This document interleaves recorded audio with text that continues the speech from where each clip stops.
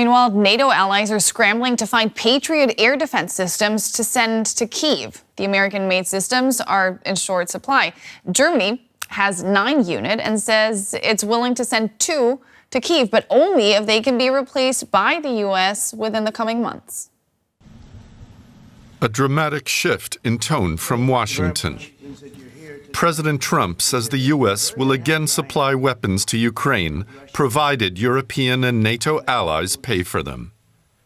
But it's become clear that Trump's announcement was more of an idea than a concrete plan, leaving NATO allies scrambling to negotiate who will provide what equipment and how fast they can get it to Ukraine.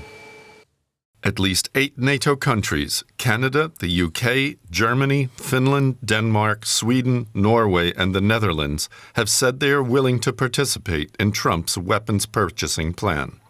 Alongside ammunition and other arms deliveries, the big-ticket item is the Patriot air defense system, which can intercept some of Russia's most advanced missiles. But there are issues with supply. Besides the billion-dollar price tag, a Patriot system takes 2 years to produce and requires up to 90 people to operate it. Its interceptor missiles cost more than $4 million each, and the U.S. only makes 600 of them per year. With Washington also refusing to provide Ukraine with any of its own stockpiles, getting new systems into Ukrainian hands is proving a logistical nightmare. Germany had originally planned to buy 2 new Patriot missile systems from the U.S. and deliver them directly to Ukraine, but the weapons are simply not available. Instead, Germany could now send 2 Patriot systems from its own supply if they are quickly replaced when new systems are produced. Neighboring Switzerland says the U.S. has informed it that a Swiss order for 5 Patriot batteries will be reprioritized in order to support Kyiv. Whether these will be redirected to Ukraine or used to resupply a NATO ally like Germany is unclear. But as Russia escalates drone and missile attacks across Ukraine, the pressure is on to supply Kyiv as quickly as possible. Let's bring in military analyst Domitilla Sagramoso. She's a senior lecturer in security and development at the Department of War Studies at King's College in London. Domitilla, great to have you on the show again. Now, we heard there Ukraine is suffering huge aerial attacks. According to the German defense minister, 5 Patriot air defense systems would be enough to fend them off. Do you agree with that assessment? I think that there has been a misinterpretation of what the defense minister of Germany said. What he said was that they were probably trying to see if they could find 5 Patriot systems or batteries that could be sent to Ukraine. And there is discussion that, as was explained in the previous section, that potentially Germany could be providing 2 systems as long as there is a replacement coming from the United States within 6 or 8 months. And there is now an effort, a combined effort by countries such as Germany, Norway, and the Nordic countries to find additional Patriot systems within Europe and to see whether there could be a financial mechanism whereby this can be provided. It is a tricky situation, but I think that there is a possibility for this to be materialized. The big question, of course, is whether the United States, which has a significant sort of amount of systems and interceptors, would be ready to cover potential deliveries that are sent to Ukraine with sending replacements to European countries. Yeah, I want to look at that in a second. But first, can you tell us what 2 more Patriot systems would mean for Ukraine? Sorry, can you repeat that, please? Germany is considering sending 2 of their own Patriot systems. What would that mean for Ukraine? How could it help them?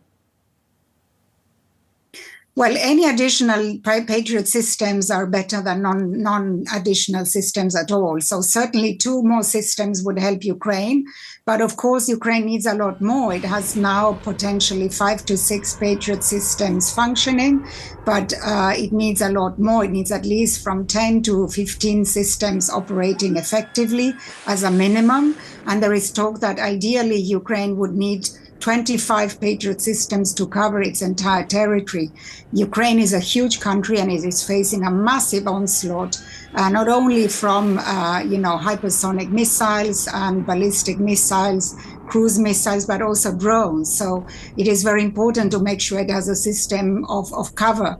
Of course, Patriot missile systems are very expensive to use against drones, but they are really important to protect Ukraine from incoming missiles. So it's not enough, but it's certainly the beginning and an important starting point to help Ukraine protect itself better. Mm-hmm. What would 2 fewer Patriots mean for Germany's security? This is a very important question, and I think yesterday Defense Minister Pistorius was very clear when he said Germany already delivered 2 systems to Ukraine, Romania delivered another one, the Netherlands a partial system. So Germany already has to make sure it recovers these additional systems it sent. If it sends 2 more, it will be really at a threshold for its own defense, according to Pistorius. So that's an important sort of threshold. And also another point that the defense minister highlighted, which I think is very important, is a question of training. So Germany needs systems that are there also to train its own operators to make sure that when additional interceptors and systems are brought in, they have the personnel ready to operate them immediately. So waiting a couple of years is not really an option. Waiting for deliveries that come directly from sort of the industry is challenging, because the industry in the United States has to deliver to the customers that already have agreements. So what Pistorius is hoping is that the US sends from its own systems, from the sort of military systems that the US is using at the moment.